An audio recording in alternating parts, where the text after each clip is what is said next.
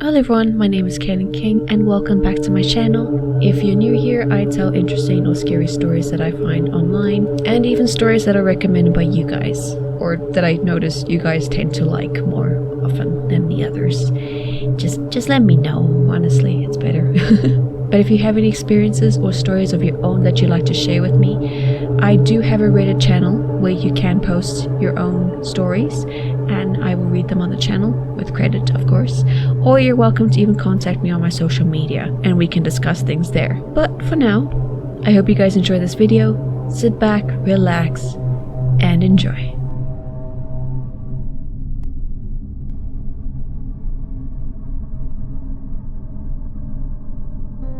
For context, I'm a professional wilderness explorer. Since I was young, my passion had been geared towards the wilderness. I have hiked on rough terrain in many countries. I know the wilderness like it was my own precious child. I researched what specific wildlife lives in the area before I go hiking, so I know what to be prepared for. That's what makes this ordeal even more terrifying. One day, while browsing through a travel site for West Virginia, I saw a pop-up for a specific mountain trail. Again, nothing seemed out of the ordinary while researching, and it really seemed like the ideal hiking spot, leading up to a beautiful view showing a gorgeous blue lake. When researching the trail, it mentioned that the area was very isolated, with the nearest town being 123 miles away. It seemed very enticing. Of course, it had to normal flora and fauna of the region, and it didn't seem odd. It did mention not to disturb the wildlife and to watch where you step because of many false footholds that would break away and cause you to fall down the cliffside. Overall, it's just a normal mountain trail. I spent a month preparing for this trip and made sure to contact everyone I knew so they would know where I was in case I went missing. I then drove there and started my hike. Once I got there, I relished at the beauty of it all. The start of the trail had a view of many peaks staring down at you, and I thought to myself how the view looked like giant gods towering over the world. I then started on the trail. At first everything was fine. It was your typical mountain trail. I made sure I took a break every 15 minutes or so I didn't overwork myself and have to call quits. It was around my 5th break that things started to seem off. The birds had stopped singing, and I couldn't hear the chattering of insects. I didn't even hear the wind blowing through the trees. It was as if everything had vanished. After about 5 minutes, I started on the hike again. I was a little nervous and on the edge though, because I was the loudest thing there. It felt wrong, as though I was being watched, stared down by some malevolent force playing with me. I continued until around break number 20. I stopped, getting out my bottle of water, as I had done multiple times before. But as I was putting the bottle to my lips, I realized something was off. I heard twigs snapping, about 10 feet behind me. I threw my water bottle down and turned around to see what I heard. I can't describe what I saw exactly. That is a bit difficult. The creature I saw was vaguely humanoid, bipedal with pale, paste-like skin. Its face, though, was certainly not. It had eyes that I could only describe as being too big to fit its face. Its face, though small, still surrounded the eyes, but I swear its eyes were too big. The creature's mouth was indescribable, but I think the closest I could use for you to picture it would be to say that it was somewhere in between a human and a dog mouth, with 5 layers of knife-like teeth. Its hands were freakishly large, about the size of my arm, with long skinny fingers to match. About the rest of it, I can't really describe. It was a sort of blur, almost hard to see. That's all I remember about its lower half. I stood still, staring at the thing. It hadn't noticed me yet, but it wouldn't be long before it did. It was then that I started to sneeze, and then the creature really noticed me. It turned its head round, but instead of attacking me, it spoke. "I don't understand," I said, confused, startled by its speaking. It looked at me, pushed its head forward as if to say, "Leave." I then started to run, leave in fear, and made sure it didn't follow, and I ran till I got to my car. I recently tried to do research, but I haven't found anything on it. But what I do know is that it spoke Cherokee. It told me to leave. I have researched the region and have seen that many people come up missing there. I now think about the human-like sorrow in the creature's eyes, and I think I know why it wanted me to leave.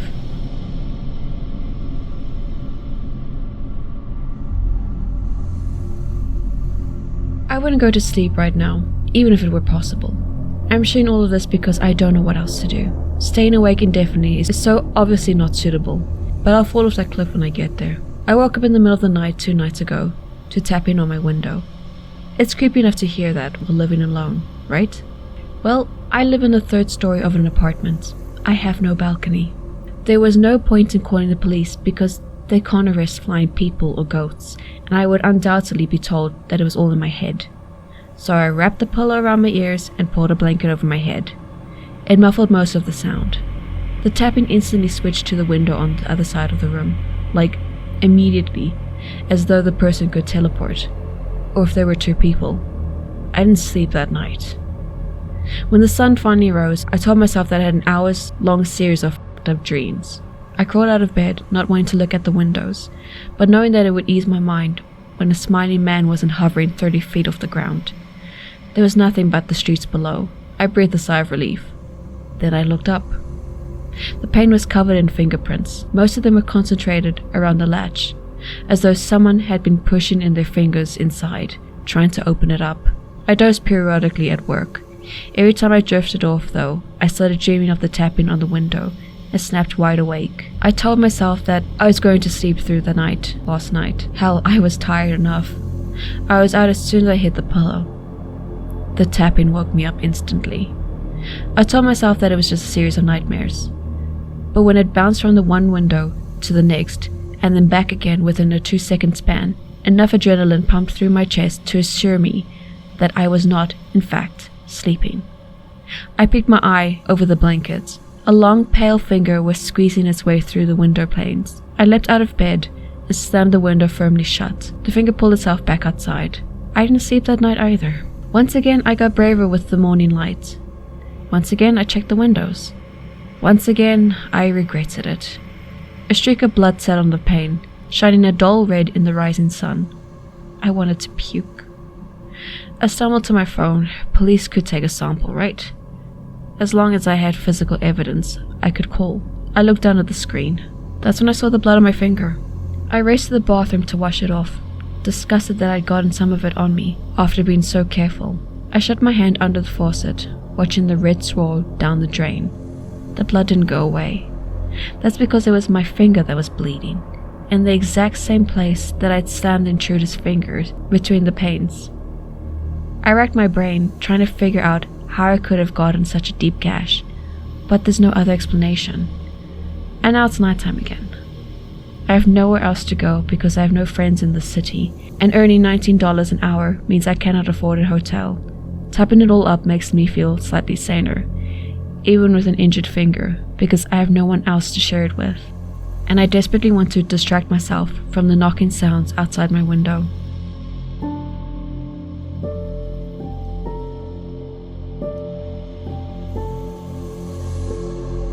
My 11-year-old has been having some trouble lately. It seems 2 different ghosts have taken up residence in her bedroom. One of them have been with her for a few years now. She was born with her gift, as has passed through my family line. But lately, her gift has been ramping up. Her normal ghost has become more worrisome to her. He has become more solid, and she says he stands and stares at her at night. She mentioned he has golden-colored hair now, and it was dull before. The new ghost really scares her. She says it's a girl or a woman's ghost who crouches in front of her closet with long hair in its face and cries, but never lifts its head or says anything. Both ghosts have been waking her up during the night, and she is too scared to fall asleep. We've been hearing talking in her room when she isn't home, and I've caught glimpses of the man ghost many times over the years. But right now the whole vibe of the house feels off. I've tried to set barriers in our home and have been successful, but right now the usual stuff isn't working. Any advice on what these things are or how to rid ourselves of them would be appreciated. I'm just a mom trying to protect my kid.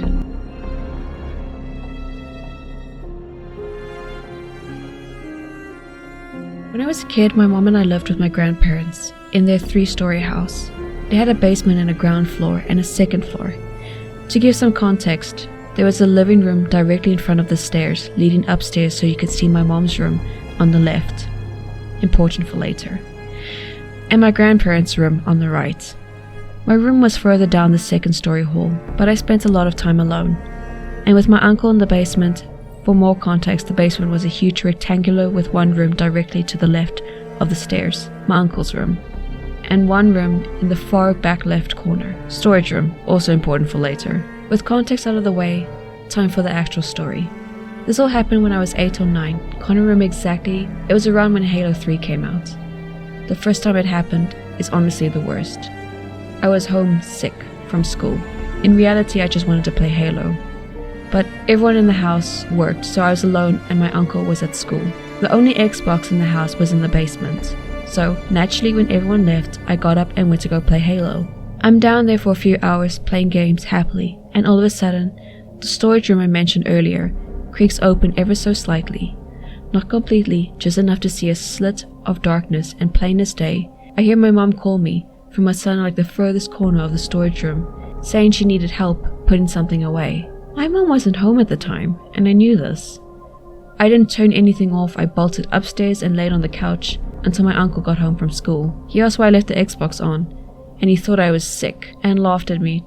I just laughed back and said, "My bad, won't happen again." The other time this happened was actually during a family dinner. We had cousins and pretty much our entire family over for the holiday. My cousins and I were playing with Nerf guns in the living room. They got hungry and went to get more food, so I sat by myself in the living room, reloading my magazines with darts, when something caught my eye upstairs. Same year's last encounter. I'm still 8 or 9 in the scenario. It was my mom's room door. It had opened, and because it was like 8 p.m, it was dark upstairs, because no one is up there, so no lights were on, but my mom had walked out from the darkness and kind of waved me over to her with a weird smile on her face. I yelled to her, "Why?" And she just kept waving me over. But I clearly saw my mom, so I didn't question her again and started walking over. But as I got to the start of the stairs, I looked to my right and saw my mom talking with my aunt at the dinner table. So I walked over and asked if she had been upstairs, and she said no. Went back to the living room, looked up the stairs, and the door was closed again. Nothing like that ever happened again, but it still gives me the chills when I think about it.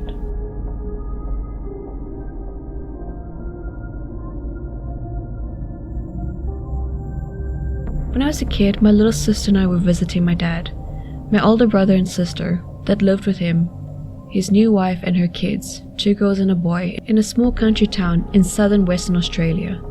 There was only 3 bedrooms in the house, 2 at the front of the house and 1 at the back. My dad and his wife were in one of the front rooms, and my brother and stepbrother were in the other, which left the last room at the very back of the house, away from the others for us 5 girls. The first night we were there, it was a very hot summer night, and the house didn't have any air conditioning, so being too hot to sleep, we were sitting on our beds just talking and catching up, since it had been months since we had seen each other. We had opened the bedroom window to catch the small breeze that was blowing, in hopes of cooling the room down so we could eventually sleep somewhat comfortably. So we were still chatting and giggling away around 1 a.m, and the rest of the household seemed to be sound asleep, when suddenly my big sister, Sandy, told us all to be quiet and listen. When we did, we all heard what I can only describe as a very loud rubber band being snapped over and over again. It sounded like it was on a loudspeaker, and what was even weirder was all the other night sounds had stopped and the breeze was gone. It was so still apart from this rubber band noise. We started whispering to each other about what it could be, but really couldn't explain it. Sandy decided we should go outside and see if we could see what it was, since it sounded so close. Stupid kids, I know. We all agreed and headed out into the backyard.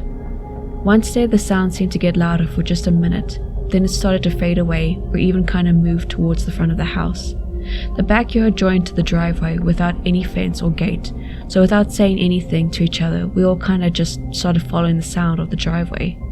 I honestly don't know why. Once we were in the front of the house, the sound suddenly stopped, and it was completely still for just a second. Then a baby started crying somewhere out past the front of our yard, on the other side of the road, which was bushland. At least, when we talked about it later, this is where we agreed that it sounded like it was coming from. Again, we followed, but when we got into the middle of the road, it started sounding like it was coming from all around us. My little sisters wanted to go back inside, but Sandy was worried one of the neighbor's toddlers had got out onto the road somehow. I don't know why this made sense to us, but we started walking up and down the road a few hundred meters each way, looking for another baby or toddler in the drainage ditches on either side of the road or the edge of the bush, but we never seemed to get any closer or further away from the crying. After a few minutes, the crying just stopped, and again there was silence. We all stopped in our tracks and just looked at each other. I was holding my breath, but after a couple of seconds, all the normal night sounds and the breeze just started again, like nothing had happened. Suddenly, we were all scared shitless and ran home as fast as we could, not stopping until we were back in bed and my sister Sandy had slammed the window closed. After a little bit, we were able to kind of shake off what had happened and go back to talking, but we never turned off the lights or opened the window again that night. We also didn't get much sleep. For the rest of our visit, we never opened that window at night, no matter how hot it was, which made our dad finally go buy a fan for the room, and we also brought in a lamp that we kept on all night just to make us feel a little better. My dad, stepmom, and brothers never woke up, never heard anything like we did. None of the neighbors' kids had got out or were missing, so they kind of dismissed what we had said had happened, apart from telling us off for leaving the house. I think they thought we had just scared ourselves, telling spooky stories or something. We never heard either noise again, and my dad moved the family to another house about 6 months later, so we eventually stopped talking about it. This happened when I was about 12 or 13. I'm 43 now, and to this day I have no idea what the original sound was from, why we felt like we needed to follow it, or if the baby crying was even related to it. But when I think about it, I still get freaked out. Was something trying to lure us out of the house? And if so, why didn't anything happen when we did go outside? Anyone have any ideas on how to explain my experience, or even just what the rubber band noise might have been? And that's it for today's video. If you enjoyed it, please leave a like, comment down below which one you did enjoy, and in future what kind of stories you would like me to read more often, or even your own stories if you have some of them. But for now, I hope you guys have an amazing week. Enjoy, have fun, stay safe. But until next time, bye bye.